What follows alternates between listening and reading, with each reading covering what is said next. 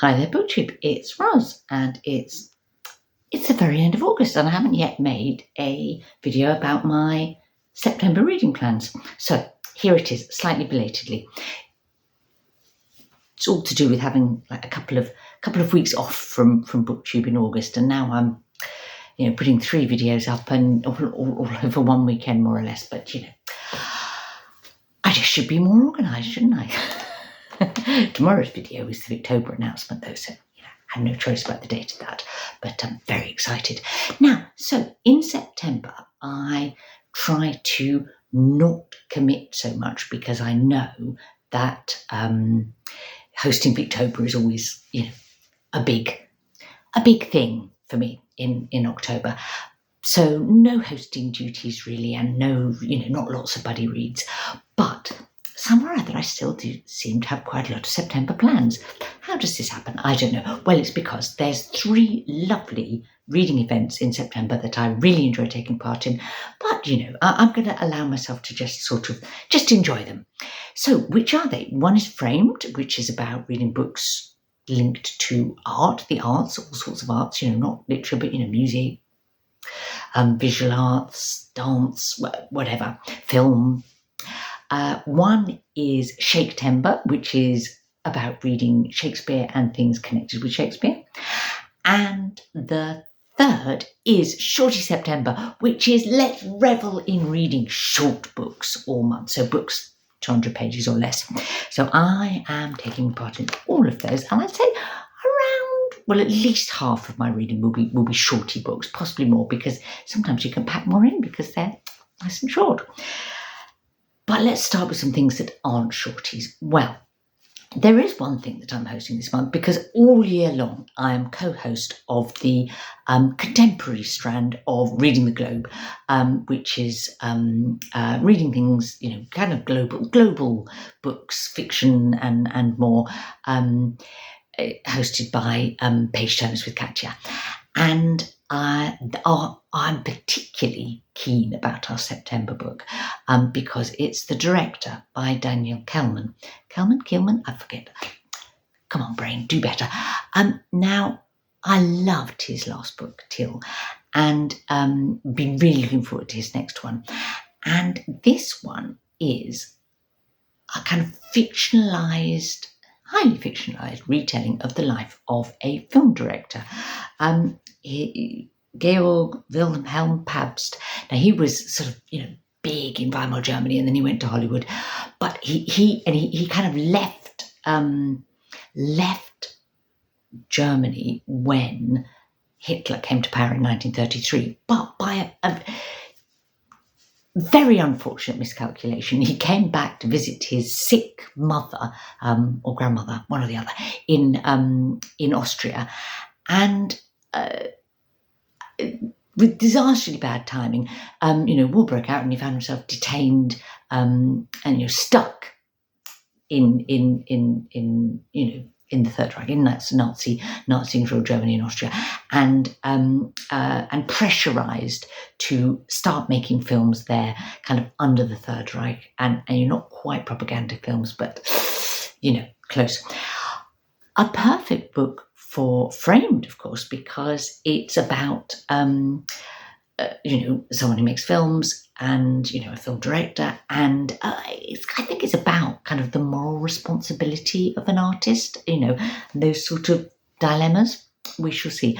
But because it's by Kehlman, I know it will be unconventional but engrossing and fun. It was a hit in Germany when it came out in 2023. The English translation is by Ross Benjamin, and came out June, I think, and it's had pretty stellar reviews. So get on board with that, maybe. But yeah, so that's Reading the Globe. Then another must-read of the month that's not a shorty is this one. Now, this is also historical fiction based on a true story, a real life, and but this one's in the 16th century, and it's meant to read almost like a thriller, but with a bit of a feminist sort of lens to it, because it's about an heiress that winds up stranded on an island off the coast of what was then French part of North America. She was from France. Really look forward to it. I'm reading it with Tilly as one of our, each month we're reading some contemporary fiction and then making a video about it. And this was kindly given to me by Ali, the avid reader. So that's one. Now then, another book that I will definitely read is this one, The Angel of History by Rabih Alameddine. And this is one of a couple of things that I'm reading with in a group, a sort of a book reading group, as it were. And this is the group that read a load of Claudia Pinheiro earlier in the year, but we thought we'd get back together to read something different.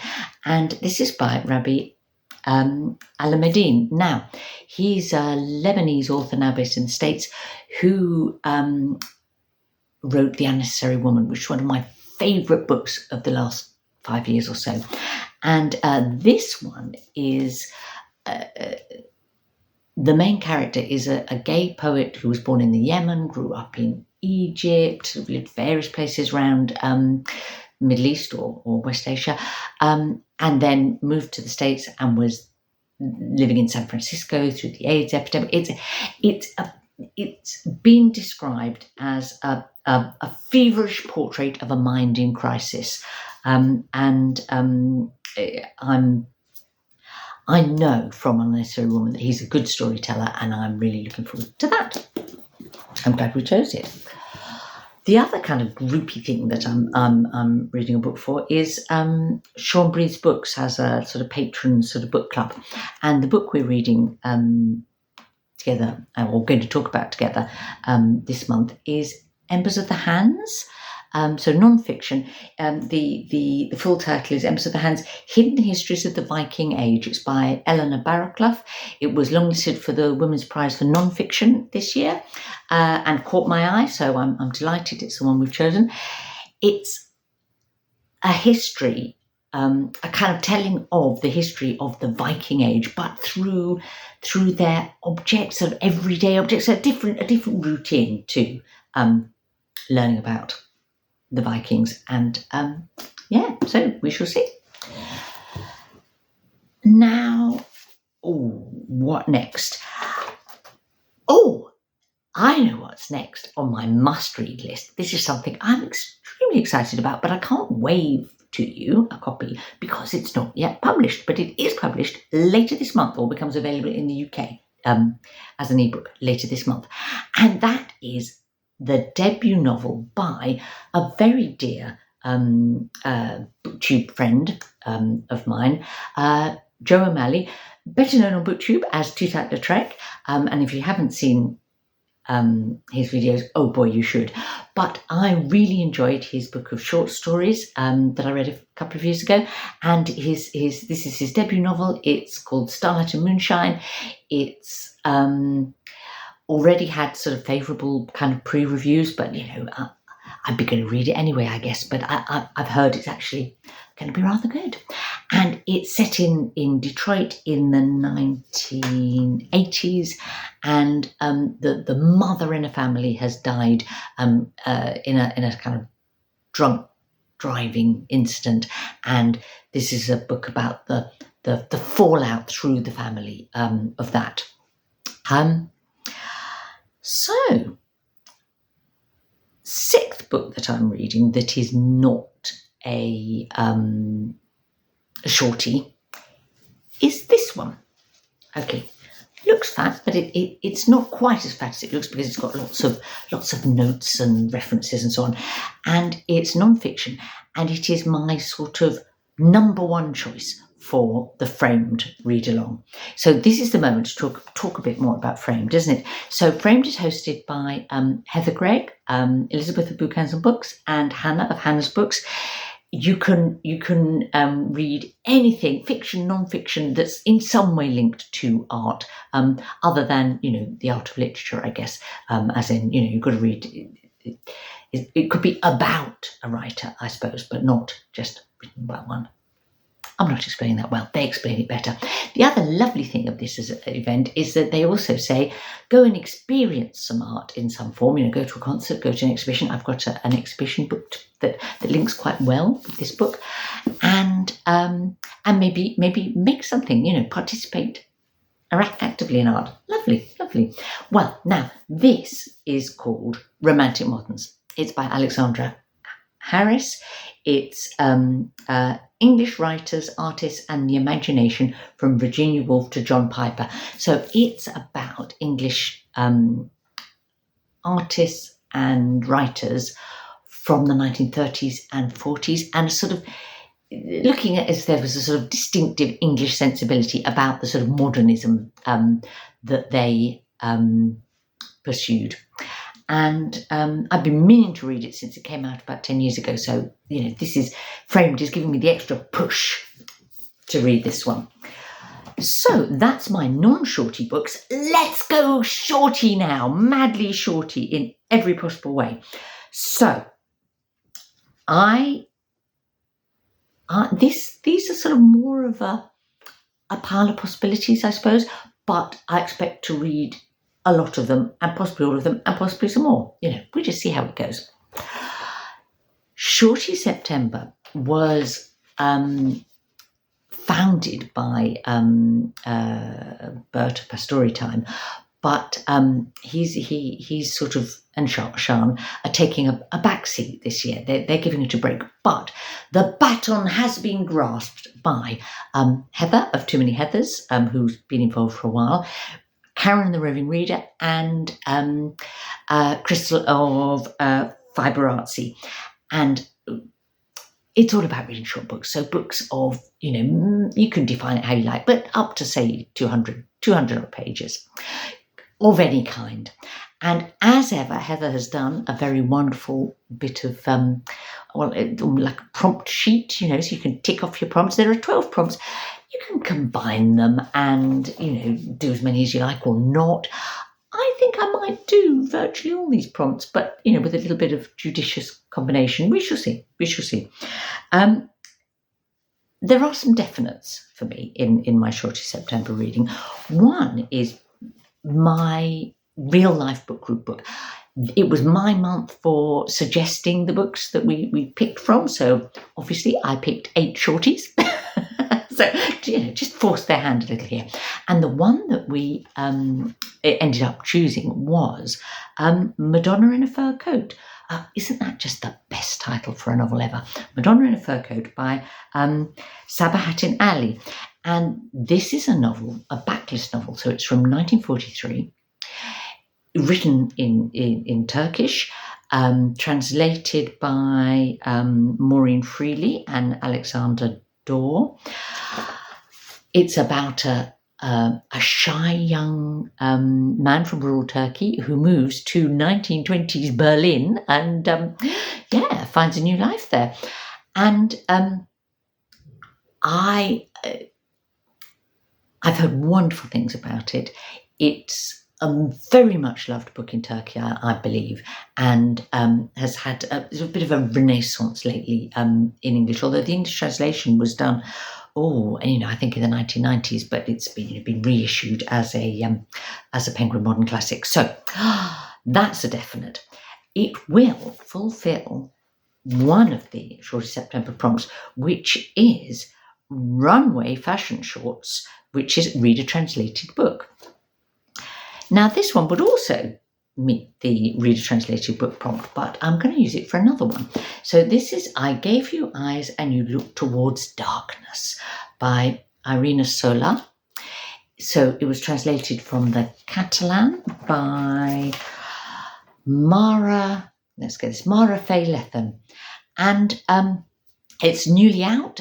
The English translation came out a month or so ago. So, I've got it hot off the press from the library. I am going to use it for the prompt. Let's get the nice name for it. Ripped Shorts. Read a mystery, thriller, or horror shorty.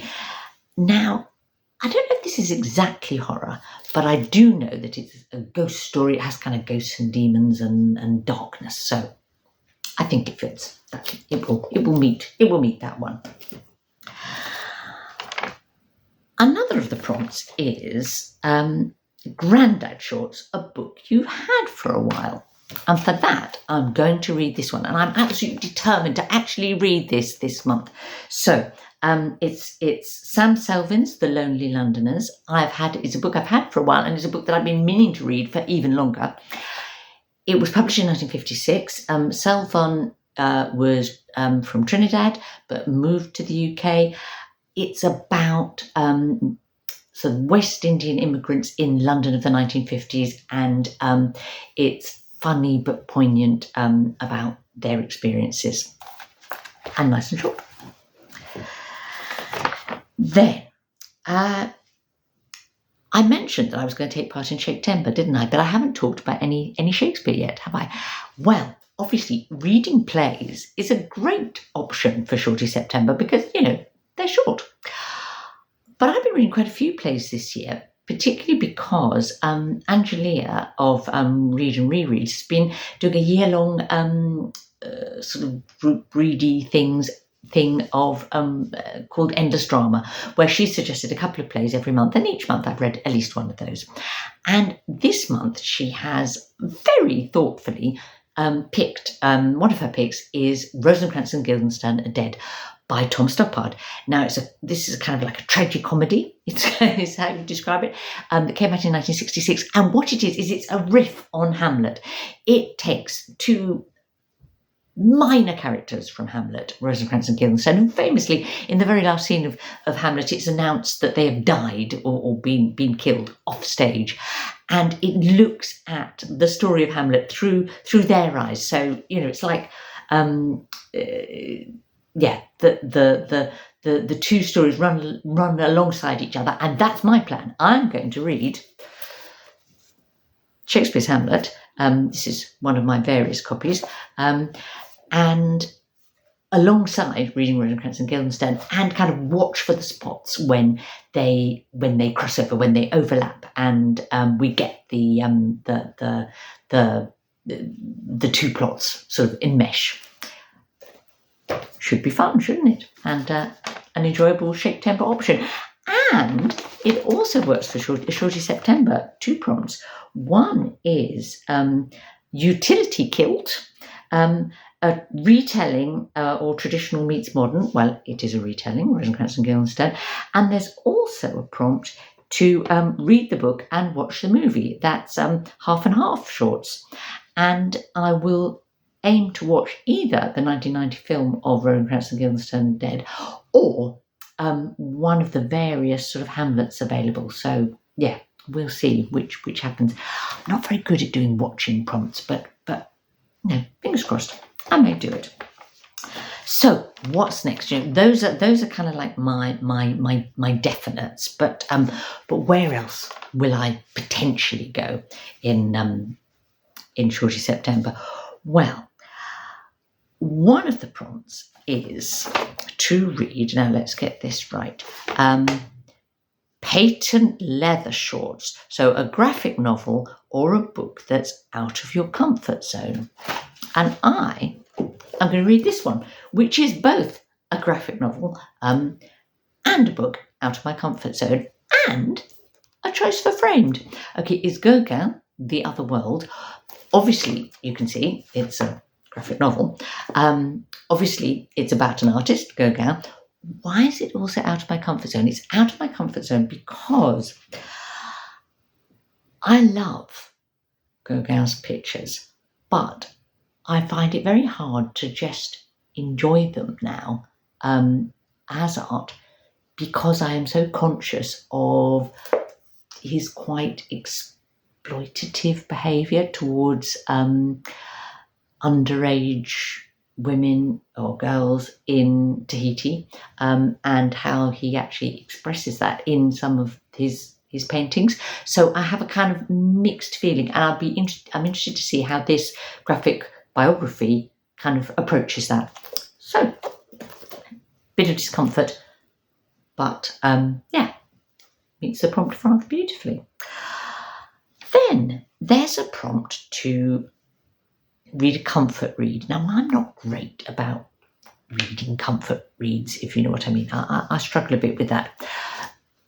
I've picked this for that prompt. Oh no, what's the lovely boxer shorts is what the prompt's called. So the comfort read. I've picked this, A Bookshop in Algiers, which looks like a comfort read, doesn't it?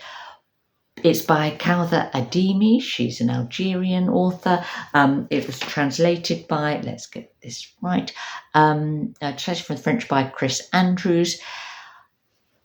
I have a sneaking suspicion, though, that it would potentially meet another of the prompts, which is a book that looks like one thing and turns out to be another, because I think that this actually, although it's, lovely book about bookshop, it actually kind of chronicles the 20th century history of Algeria, one way and another, linked to this bookshop, and there's a good chance that will be anything but comfortable, so we shall see. But yeah, they've kind of marketed it for that sort of buy books about books sort of market, haven't they? Yeah, well, Then, another of the prompts, and what's that? Bike shorts, there we go. Pair a book with a research deep dive. Well, my choice for that is this, The Private Life of Trees by Alejandra Zambra. It's translated by, I do wish Fitzcarraldo Editions would put the translator on the cover. It always seems a bit poor that they don't. Translated by Megan McDowell, who's a favourite translation of mine, translating from Spanish. Zambra is a very well-known, well-respected current contemporary author in Chile. And I've been kind of really getting into Chilean authors in the last sort of couple of years. But I've never read anything by him, so this is a great opportunity to. And I think I will use it, my deep dive, as it were, will be to kind of pull together my kind of grasp of what's going on in terms of Chilean literature and how authors are often seem to be speaking to, whether deliberately or subconsciously, Chile's sort of 20th century history and the sort of legacy of the Pinochet dictatorship and so on. So that's that one. Then another of the prompts, and this one I was struggling with a bit, is hand-me-down shorts. Annotate a book and pass it to a friend. It's the bonus prompt, to be fair. But I've sort of got a kind of way of saying I'm doing that. Now, I told you that I was suggested 8 shorties for my book group, and then we vote and we pick one. And one of the shorties that I suggested was I Who Have Never Known Men by Belgian author Jacqueline Hartman. It was published in Belgium in 1995. The translation from the French by Rose Schwartz was made in 1997, but it was reissued in 2019. Rose Schwartz, I think, kind of refreshed her translation for the reissue, and it got picked up by BookTok, TikTok talking about books, and became a bit of a sensation on there, and that sort of really kind of brought it to wider attention, I suppose. And it could be the first book I'll have read that sort of found fame through BookTok. And it was one of my suggestions from the book group. But because it's kind of Belgian dystopian science fiction that's about women that are held underground, they thought that it sounded too grim to choose. But they tasked me with reading it and reporting back to them as to whether I had suggested a too outrageously grim book for them. And so I may not exactly annotate it, but that's my job. So I've got to read 2 books for our next book group. And as I say, report back on that one, which the rest of them have refused to read. Final 2 prompts for Shorty September. One is to read a book in a day. I'm confident that I will end up reading one of these in a day. Certainly one of the graphic choices, and quite possibly this one will be my read a book in a day. But it is also and what's that? What's it called? Running shorts. Obviously, read a book in a day, or in sprints is the prompt for that. But there is also a prompt called Glots, a book that looks like one thing and is secretly another. Now, I think it's possible, as I say, that this one will turn out to be one of those. But my choice for that prompt, if I get to it, and I hope I will, is The Book of Sarah by Sarah Lightman, which kind of purports to be the Book of Sarah that's missing from the Bible. That's what she says. But so she sets out to make her own version of the Book of Sarah. I said that actually it's not really biblical. It's a graphic memoir about her growing up as in a Jewish Orthodox family in North London, becoming an artist, you're going to art school, and kind of finding herself as a sort of modern feminist Jew, and finding herself as a sort of her identity as a person, and and in her faith, and in her politics, and in her art. So not really the biblical supposed apocryphal Book of Sarah. So that's my set of choice. Oh no, there's one more prompt that I forgot to mention. Gosh, you see, Shorty September is just so rich, isn't it? Because there's Shorty Shorts, a book from the 70s or 80s. I nearly forgot. Now, this one I may or may not get to, but if I do, it will be to read A Green Equinox by Elizabeth Maver. And that was shortlisted for the 1973 Booker Prize, but then fell out of print. And in 2023, it was kind of reissued and with a bit of a fanfare, and has had kind of a bit of attention and interest since, as a kind of seductive exploration of female sexuality and love, with a lot of humour and kind of dark wit. And if I get to read it, which I hope I will, it's yet another frame choice, because it features a character who's an expert on Rococo art. There you go. We shall see. Now, have you read any of these? Are you planning on reading any of these? Would you recommend, or what are your Shorty September choices? Are you doing something for Shaketember? And what are you doing for frame? All of those things I would love to hear. So, but I will stop now and get back to some reading.